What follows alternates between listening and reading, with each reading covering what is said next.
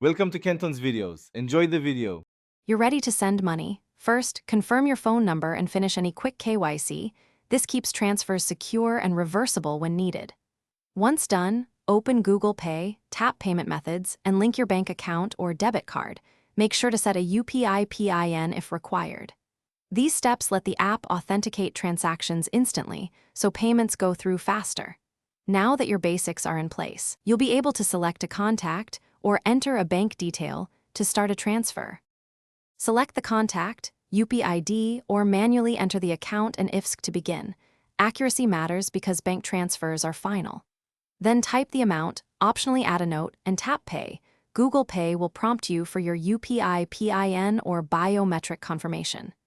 Wait for the authorization to process. You'll see a pending indicator, then a success screen. If you need recurring payment, use schedule before confirming. These middle steps validate funds and recipient details so the transfer completes smoothly. After the payment, confirm the success screen and copy the transaction ID. That ID is what you'll reference if anything goes wrong. Check the Transactions tab or your bank statement to verify the amount posted and inform the recipient to confirm receipt. If a transfer fails, wait 5 to 10 minutes, then retry. Temporary network or bank holds often resolve quickly.